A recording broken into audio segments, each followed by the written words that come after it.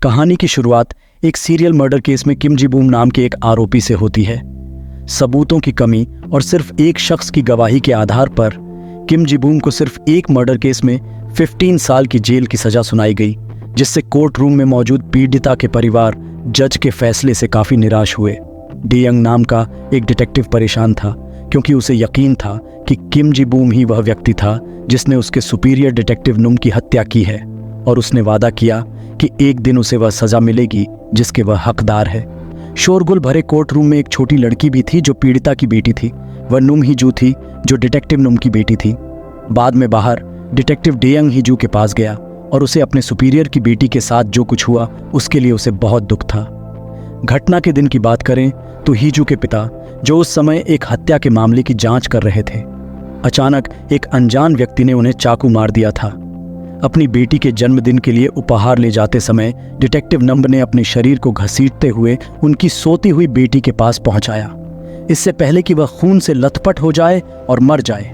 अगले दिन detective day young और सेक्शन चीफ बेन डिटेक्टिव नंब के घर जाना चाहते थे। डिटेक्टिव डे यंग ने सेक्शन चीफ बेन को डिटेक्टिव नुम के परिवार के बारे में न पूछने की चेतावनी दी, क्योंकि उनकी पत्नी, जो जुआ और शराब की लत थी, जो उसे छोड़कर चली गई थी।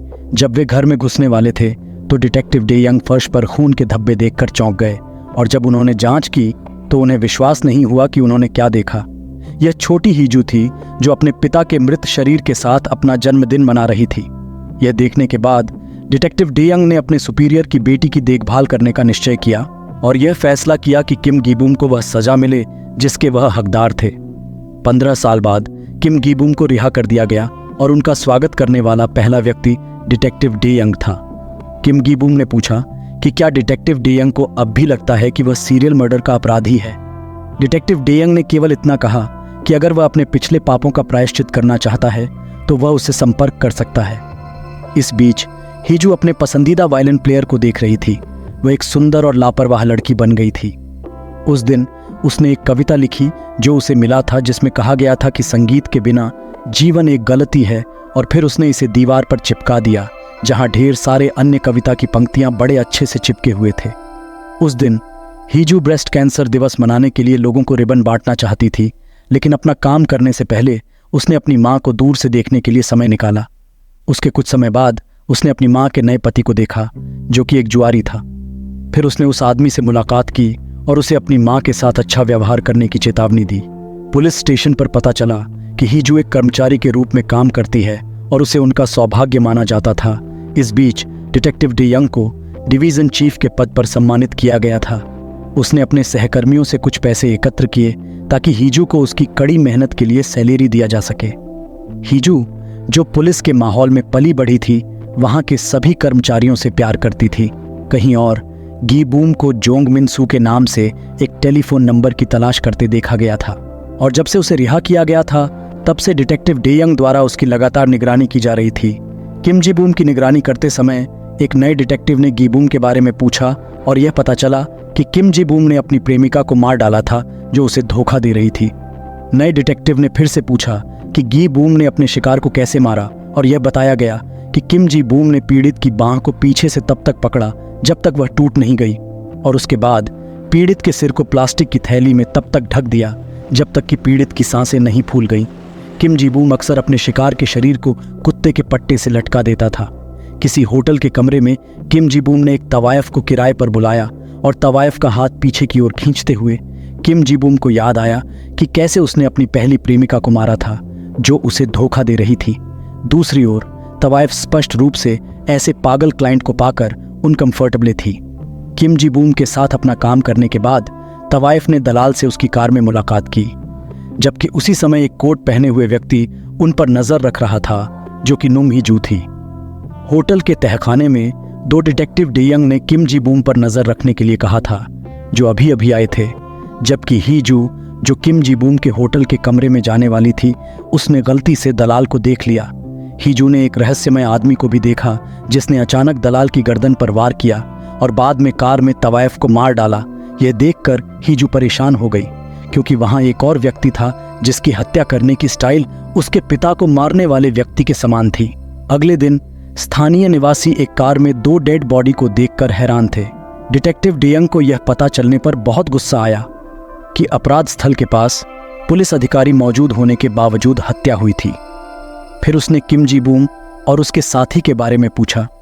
उन्होंने कहा कि उन्होंने उसे गिरफ्तार कर लिया है, लेकिन वे दोनों इस बात को लेकर समझ नहीं पा रहे थे कि किम जी बूम अपराधी है, क्योंकि वह पूरी रात बाहर नहीं आया। फिर डिटेक्टिव डेयंग ने उन दोनों से उस रात ब्रॉडकास्ट होने वाले टेलीविजन कार्यक्रम का पता लगाने के लिए कहा। पुलिस स्टेशन में डिटेक्टिव डेयंग ने किम जी बूम से सीधे पूछताछ की, लेकिन किम जी बूम सभी आरोपों का तर्क करने में सफल रहा और उसका बहाना मजबूत था। वह कल रात ब्रॉडकास्ट होने वाले सभी टेलीविजन कार्यक्रमों का जवाब दे सकता था। फिर उसने उस शख्स के बारे में पूछा जिसने उसे जेल में डाला था, लेकिन डिटेक्टिव डेयंग, जो उस शख्स के बारे में नहीं जानता था, उसने जी बूम को अपने दफ्तर से बाहर निकाल दिया। बाहर जी बूम हीजू से टकराया और जब उसने देखा कि हीजू एक साधारण कार्यालय कर्मचारी है तो वह वहां से चला गया। इस बीच डिटेक्टिव डेयंग ने अपने सहकर्मी से यह पता लगाने के लिए कहा कि 15 साल पहले जी बूम के मामले में गवाह कौन था। वापस हीजू की ओर आते हैं। अपने पिता की हत्या करने वाले अपराधी को देखकर उसे निराश से भर दिया। अपने हाथ धोने के बाद वह अपने कार्यालय गई और एक ऐसी तस्वीर बनाई जो होटल में एक स्थान की तरह लग रही थी, और यह वही होटल था जहां जी बूम कुछ समय के लिए रह रहा था। उसके बाद हीजू की मां को दिखाया गया, जो अभी अभी घर लौटी थी, लेकिन कमरे में जाते ही उसके नए पति ने उसके साथ मारपीट किया और हीजू ने यह सब देखा। फिर जब वह आदमी बाहर आया तो उसने उसका सामना किया और उसे जोर से मारा। हीजू, जो वास्तव में उसके जैसे बुरे आदमी से तंग आ चुकी थी, उसे तब तक पत्थर से मारती रही जब तक कि वह मर नहीं गया। अगले दिन जी बूम ने भागते समय एक हंगामा देखा। फिर उसने हंगामे के बीच में एक शव देखा और उसकी गर्दन पर घाव दिखाई दे रहा था, जैसे कि हीजू जी बूम को कोई गुप्त संदेश देना चाहती थी। डेयंग, जिसने जी बूम को वहां देखा, तुरंत उसका पीछा किया, लेकिन वह उसका पता नहीं लगा सका। इस बीच हीजू, जो अभी अभी घर पहुंची थी, उसने वह रहस्य उजागर किया जो वह पिछले 15 वर्षों से छिपा रही थी। उसने अपने पिता की मृत्यु की जांच जारी रखने के लिए अपना जीवन समर्पित कर दिया था। उसने जी बूम के किए का बदला लिया। ऑटोप्सी रूम में हीजू की मां ने पहचान की कि यह उसके पति का डेड बॉडी है। जासूस डेयंग और सेक्शन चीफ बेन डिटेक्टिव डेयंग ने सेक्शन चीफ बेन से जी बूम की गिरफ्तारी का वारंट देने का मांग किया। इस बार मर्डर का पैटर्न 15 साल पहले के मामले जैसा ही था। सेक्शन चीफ बेन ने डिटेक्टिव डेयंग से कहा कि वे जल्दबाजी न करें और पर्सनल न लें, और अगर डिटेक्टिव डेयंग अभी भी जी बूम को पकड़ने पर जोर दे रहा है तो उसे कम से कम पहले उसे अपने जाल में फंसाओ। इसके बाद एक बूचड़ को दिखाया जाता है जिसका चेहरा अदालत में देखा गया था। बूचड़ कहीं जाने की तैयारी करते हुए देखा गया और जाहिर है उसका इरादा जी बूम को उसके होटल के कमरे में मारने का था। जी बूम, जिसने महसूस किया कि कोई उसके कमरे में घुस आया है, और वह तुरंत सतर्क हो गया। सबसे पहले उस मिस्ट्री मैन को एहसास हुआ कि जी बूम अब अपने बिस्तर पर नहीं है, और जब उसने बाथरूम खोला तो जी बूम उसका स्वागत करने के लिए तैयार था। कुछ ही देर बाद डिटेक्टिव डेयंग अंदर आया और मिस्ट्री मैन दरवाजे के पीछे छिप गया। हमेशा की तरह डिटेक्टिव डेयंग आया क्योंकि जी बूम पर अभी भी संदेह था। जी बूम ने तब संकेत दिया कि दरवाजे के पीछे कोई छिपा हुआ है, लेकिन जब डेयंग ने पलटकर देखा तो दुर्भाग्य से वह आदमी भाग गया था। अगले दिन ही जो अपनी मां की हालत के बारे में चिंतित थी और उनके घर गई, लेकिन अंदर से कोई जवाब नहीं मिलने पर हीजू ने अंदर जाने का फैसला किया। तब वह बहुत दुखी हुई जब उसने अपनी मां को देखा जिसने आत्महत्या कर ली थी। यह दूसरी बार था जब उसके अपनों को उसे अलविदा कहे बिना छोड़ना चल गई। कहीं और डिटेक्टिव डेयंग ने एक रेस्तरां में जी बूम से मुलाकात की। जी बूम ने डिटेक्टिव डेयंग को उकसाना जारी रखा और डिटेक्टिव के गुस्से को भड़काने के बाद जी बूम ने खुलासा किया कि डिटेक्टिव नुम को मारने से पहले डिटेक्टिव नुम ने एक बार उसे वैसा ही महसूस कराया था जैसा डिटेक्टिव डेयंग उसके साथ कर रहा था, और यह एक ऐसा रहस्य था जो उसने केवल डिटेक्टिव डेयंग को बताया था। अपने माता पिता दोनों को खोने के बाद हीजू, जिसने होटल में दलाल की हत्या का पैटर्न देखा था, समान पैटर्न वाले मामलों की तलाश में गई, और उनका मिलान करने के बाद उसने निष्कर्ष निकाला कि जी बूम के अलावा एक और सीरियल किलर था। और फिर यह पता चला कि दलाल और तवाइफ को मारने वाला मिस्ट्री मैन जोंग मिन्सू था, वह व्यक्ति जिसे GOBM ढूंढ रहा था। यह भी पता चला कि जी बूम और मिन्सू पुराने दोस्त थे। जब वे बच्चे थे तब मिन्सू ने पूछा कि जी बूम और उसकी प्रेमिका ने अभी तक ब्रेकअप क्यों नहीं किया। जी बूम को एहसास हुआ कि मिन्सू भी उसकी प्रेमिका को पसंद करता है। उन दोनों को कुत्तों जैसे जानवरों की खाल उतारने की आदत थी। अगले दिन डिटेक्टिव डेयंग को एक रिपोर्ट मिली कि जीबूम मिनसू को फोन कर रहा था। इसलिए उसने डिटेक्टिव यू अपने सहयोगी से जीबूम के मामले में गवाह के बारे में पूछा। डिटेक्टिव यू ने कहा कि पहले उसने हिजू से इसे डिटेक्टिव डेयंग की मेज पर रखने के लिए कहा था और इसे पढ़ने के बाद उसे आखिरकार पता चला कि मिनसू ही गवाह था। इसकी जांच करने के बाद उसे पता चला कि जीबूम और मिनसू एक ही अनाथालय के दोस्त थे।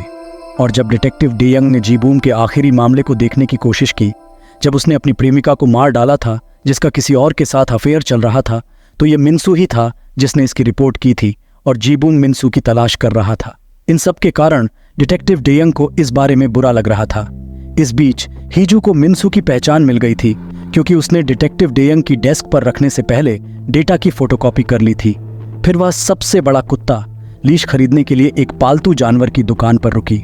पुलिस स्टेशन में डिटेक्टिव डेयंग ने अपने सभी सहकर्मियों को जीबूम और मिन का पीछा करने का निर्देश दिया और यह भी सुनिश्चित करें कि ऑपरेशन में मिनसू घायल न हो। इस बीच जीबूम, जो अपने होटल के सामने था, उसने मिनसू को फोन करने की कोशिश की और इस बार अंततः उसकी मिनसू से बात हो गई।